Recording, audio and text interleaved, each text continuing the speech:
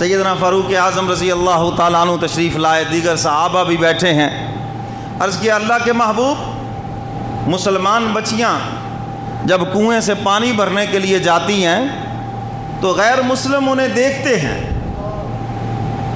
لہٰذا مسلمان بچیوں کے لیے پردے کا حکم ہونا چاہیے، ہماری غیرت اس کو برداشت نہیں کرتی۔ عورت کا پردہ یہ مرد کی غیرت کی علامت ہے۔ وہ اکبر آل آبادی کا وہ شعر ہے نا، اکبر جو چند نظر آئیں بے پردہ چند بیبیاں، غیرت قومی سے زمین میں گڑ گیا۔ میں نے پوچھا او بیبیو تمہارا پردہ کیا ہوا؟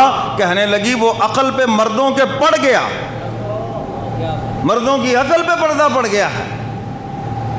تو سیدنا فاروق اعظم آ کے عرض کر رہے ہیں اللہ کے محبوب، ہماری غیرت برداشت نہیں کرتی، ہماری بیٹیاں، ہماری مائیں، ہماری بہنیں کنویں سے پانی لینے کے لیے جائیں اور غیر مسلم انہیں دیکھیں، تاک جھانک کرتے ہیں، مذاق اڑاتے ہیں مسلمان بچیوں کا، تو آپ حکم دیں کہ یہ پردہ کریں۔ حضور علیہ الصلاۃ والسلام نے ارشاد فرمایا عمر رائے تمہاری بہت اچھی ہے، بڑی دل کو لگی ہے، لیکن قانون اس وقت بنے گی جب عرش بری سے توثیق ہو جائے، جب اوپر سے تائید ہو جائے، اس وقت یہ قانون بنے گا۔ قانون میں بنانے والا نہیں، قانون سنانے والا ہوں۔ قانون بنانے والا کون ہے؟ اللہ رب العزت ہے۔ مجلس ابھی جاری تھی، جبریل قرآن لے کر آ گئے، فرمایا یا ایھا النبی قل لازواجک وبناتک سبحان اللہ ونساء المؤمنین، سبحان اللہ، ساتھ ہی کہہ دو ماشاءاللہ، یدنین علیہن من جلابیبہن۔ حق تعالیٰ فرماتے ہیں میرے محبوب اپنی گھر والیوں سے کہہ دیجئے، اپنی بیٹیوں سے کہہ دیجئے، اور اہل ایمان کی ماؤں بہنوں اور بیٹیوں سے کہہ دیجئے آئندہ جب بھی گھروں سے باہر نکلا کریں تو اپنے چہروں کو چادروں سے ڈھانپ لیا کریں، پردہ کر لیا کریں۔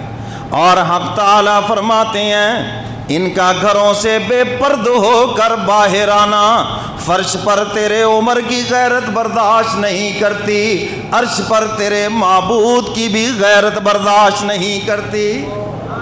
یہ قانون ہے اب قیامت تک کے لیے کہ جو بھی خواتین کسی ضرورت سے گھر سے باہر نکلیں وہ پردہ کر کے جائیں، اور جو آج کل پردہ ہے اس کے لیے تو ایک علیحدہ پردے کی ضرورت ہے۔ سمجھ آ رہی ہے بات؟ پردے کا مطلب یہ ہے کہ عورت کی طرف کشش نہ رہے، میلان نہ رہے، اس کی وضع قطع ایسی ہو کہ کوئی نہ دیکھے، بوڑھی لگے، بدصورت لگے باہر سے، یہ ہے پردہ۔ اور اگر وہ جناب کڑھائی والی چادر اور سلطانہ ڈاکو نقاب ہے، باقی وہی جو آپ سمجھتے ہیں، تو پھر اس پردے کے لیے تو کسی اور پردے کی ضرورت ہے یا نہیں؟ وہ بولو تو صحیح۔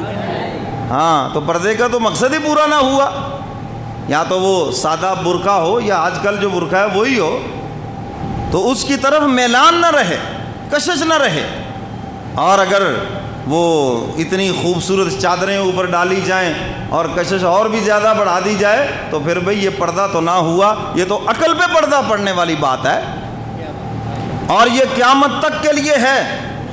اچھا، ہماری مائیں بہنیں بیٹیاں بھی بڑی عجیب ہیں، ہاتھ میں تسبیح پکڑی ہوئی ہوگی، منہ ننگا ہوگا، حالانکہ تسبیح پکڑنا پڑھنا نہ فرض ہے نہ واجب ہے، مستحب ہے، بس ثواب کا کام ہے، لیکن پردہ کرنا تو فرض ہے، وہ تو اللہ کا حکم ہے۔ اور اللہ کے محبوب فرماتے ہیں لعنت ہے اس پر جو بن سنور کے باہر نکلے کہ لوگ اس کی طرف دیکھیں، فرمایا دیکھنے والوں پر بھی میری لعنت ہے اور جو اپنا چہرہ دکھانے والے ان پر بھی میری لعنت ہے۔ تو یہ تو ایک لعنتی کام ہے۔ اور جو اس گناہ سے نہیں بچتے نا، بد نظری سے نہیں بچتے، وہ حرمین شریفین جا کر بھی نہیں بچتے، طواف کر رہے ہیں لیکن لعنتی کام بھی ساتھ ساتھ کر رہے ہیں، خدا کی رحمت برس رہی ہے مگر وہاں پر بھی لعنتی کام نہیں چھوڑتے، دیکھ رہے ہیں یہ ایران کی ہے، یہ پاکستان کی ہے، یہ فلان کی ہے، یہ تمہیں کیا ضرورت ہے، جہاں کی مرضی ہو، تم اس کام کے لیے آئے ہو یہاں پر۔ تو میرے محترم سامعین، اور آج کہ آج کے دور کا یہ سب سے بڑا گناہ ہے بد نظری۔ آج عبادات کی روحانیت کیوں نہیں دلوں میں؟ وہ بد نظری کرتے ہیں اور سب کچھ بد نظری کے راستے نکل جاتا ہے، اور خانقاہوں کے اندر انہی چیزوں کی مشق ہے، یہی چیزیں تو سکھائی جاتی ہیں، سمجھائی جاتی ہیں۔ یہاں تو بس ایک جمالی سا تھوڑا سا تذکرہ ہے، پورا آپریشن تو پھر آپریشن تھیٹر میں ہی ہوتا ہے نا، کیوں جی سمجھ آئیے بات کہ نہیں؟ تو آپ کہتے بس ہم نے ساری عمر مرم پٹی والے رہنا ہے، آپریشن روحانی ہم نے نہیں کروانا۔ تو بھائی ٹھیک ہے، آپ کی مرضی ہے، مرنے کے بعد کھل جائے گی آنکھ، پھر چل جائے گا پتہ۔